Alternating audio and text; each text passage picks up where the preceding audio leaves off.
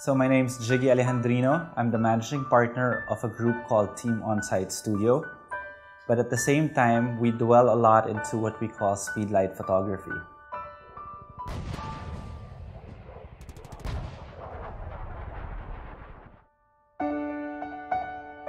The best way to explain what Speedlight photography is about is the fact that it is a discipline of photography that we use all the time. More often than not, people would ask us again, is Speedlight photography the same as strobist? It's a discipline that was pioneered by David Hobby, and a lot of people have been using it, like the names of Joe McNally, Zach Arias. All those people use portable hot shoe flashes. These are flashes like the SB800, SB900, or the Canon 600EX. Now, we started off by doing that, but we saw the limitations of these portable hot shoe flashes. That's why we transcended it into what we call the portable studio strobes, which is what basically Profoto or Elinchrom are known for. So this shoot is actually part of a series that we are doing called Real People, Real Images. So with this one, we decided to do a concept shoot, a military simulation shoot of airsoft enthusiasts. So for every shoot, there always has to be a pre-production meeting. So I called in John and Brian and the rest of the team for us to be able to come up with a concept for the shoot. We already knew we wanted to do a military simulation, but then everyone has done a lot of military simulation shoots, so we wanted to make this a little bit different. So what we came up with was the fact that we are going to make a series of photographs and create a story. It is like a comic book worth of photographs. So this series that you're actually going to see, all three parts of this series, is only part one. So now we had a location in mind. Now, of course, they'd show us some pictures of the location. They'd tell us it looks like this, it looks like that. But of course, it's always better for you to see it. So what we did was we decided to meet there at about the same time we planned to shoot. So we knew how natural light would fall into place. Because we knew also that we were going to be mixing ambient light and studio lighting. So we decided to go there, and we were looking at it, and we actually pinpointed a few locations that we wanted to shoot in already from then, just to make sure that everything flows smoothly during the shoot. And by doing that, it also allowed us to more or less know what gear we're supposed to be bringing. So the importance of our pre-production was that I knew that the light was coming from one direction. At that specific time, about 2-3 o'clock in the afternoon, the light was actually peeping through these glass windows on top of the warehouse. And the warehouse in itself, I like the leading lines of the ceiling. That will create that look of natural sun. And then we'll have this one really just as fill light. So we want to create an intentional flare. Perfect. So I shot a little bit low to be able to get the ceiling of the warehouse in and create those leading lines that I did. And the light that was coming through the window served as my kicker and fill light. So what I had to do, which is a technique that I always love using, well, we aptly named it unseen light.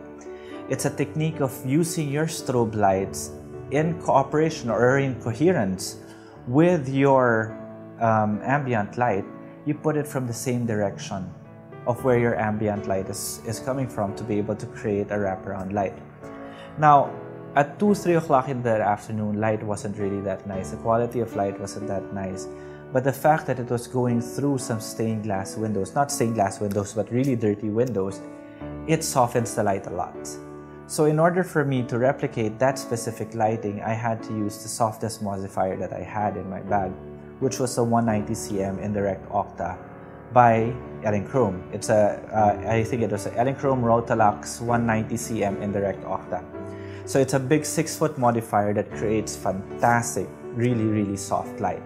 The only downside with that, since it's such a big modifier, you lose a lot of power in the process. Since I only had 400 watt-second quadra heads with me, well, it worked in a sense as if I really planned it. I wanted to shoot at 2.8 anyway, so I didn't need that much power.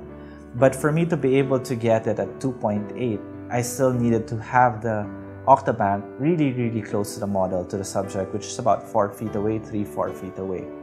And I was able to get a reading of ISO 25 to 2.8, so that's okay. Now, the problem with having these light sources so close to your subject is that you create actually more contrast. You'll have softer light but more contrast. But the nice thing about the scenario that we were trying to create is that I was getting a lot of ambient light. Well, not necessarily a lot, but I was getting ambient light at the right places that I needed it to be. So even though there was a lot of contrast in my image, it was still very soft. And I still had a little bit of fill light in the other side of the subject's face to be able to just to soften the shadows a little bit. That's what we would always say. I didn't want to put any reflector. I didn't want to introduce another light there because it was enough. It was basically enough. During the pre-production stage, they would explain to me the nature of everyone's character in the team. That there was a gunner, there was somebody who was supposed to go ahead, there was a sniper, but for the shoot, I don't think there was a sniper. But I couldn't shoot that environmental portrait with them looking the same way because their poses would have to be different. That every specific member of the team had a purpose. So we had to look for areas within that vicinity that they would able to show the way they would normally act if they were at battle. So let's say, for example, the first image that you're seeing now is John. He's a gunner, so he's basically just looking out first. And he is always the last one. So he is the one that sees the entire scene. And that's why we wanted him, I'll tell you a secret. If you look at this image, it looks as if he's crying. But basically, even prior to that, we already knew everybody would be perspiring like crazy. And I specifically told everyone not to wipe off their sweat. And we were fortunate enough, sometimes you get lucky, that we were fortunate enough that when I took this shot, his sweat really flowed down from his eye and it looked like tears. And his expression was perfect for it. We move on to Jokoy. So Jokoy was another member of their team.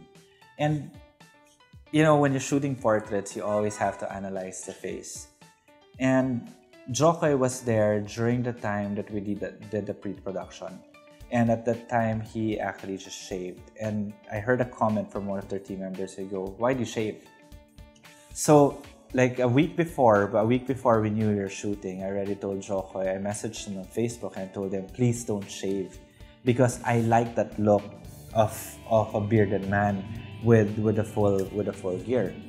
So with Jokoy's scene, is that I decided not to even put in any other element except for his face. Because his face in itself was already, that showed a lot of character already. But of course, while we were there, that's what I had in mind. But when we were there, instead of seeing the windows above as compared to what I did with John, with Jokoy, I saw a window on the right side. So I go, this is very interesting. So I positioned Jokoy there and I shot him with the window in frame. Having that window in frame now allows me to put in that concept again of unseen light. I had my light in the direction in where the light was coming from the window, and I had it set in such a way that it looked as if the light came from that window. So, but the focus, even though that window was there, the focus was still on the face of Jokoy, which gave me that intensity that I needed. Then we moved on to Mike. With Mike, I had a lot of very powerful portraits of Mike. But one thing that I realized while I was shooting him is that his helmet, for some reason, didn't fit him well. The way it would hit the chin, it would give him like a chin that would be bulging out like this, which I didn't really like, or I wasn't really too fond of. And then when he took off his helmet, I saw that he had a shaved head. So which actually then became perfect. So because while I was shooting Jokoy, at that window, from my peripheral vision, I already saw a wall that even looked better. So I knew that I wanted to shoot Mike there. So again, with the concept of unseen light, what we did with Mike was that I had that big octabank again, the 190 cm. This is basically the wall where I had Mike stay, and I had my light facing the wall. And it was basically just feathering towards Mike. So it looked as if there was just one big window on the side that was hitting him, and it gave me that very, very dramatic image. We had John, who was basically just relaxed. Then number 2, we had Jokoy. Jokoy would show a little bit more movement. Then you've got Mike, who was getting ready for action. And now we have Sherwin, who is in action. Because of course, it's all part of the storyline, but we are still establishing all the characters. But I didn't want to show you pictures that all look the same, so I'm giving you 4 different photos. With this particular shot of Sherwin, we just looked for a nice crate where I could actually have him in the middle of the frame, or half the frame, meaning half of the frame is establishing where he is, the second one is basically showing him in action. So I made sure first, number 1, that the rifle was not loaded, because you should never really play around with these things, even though it's not a real gun, it'll still hurt. So safety first all the time. Number 2, I wanted the rifle aimed directly at me so that I could see his eye.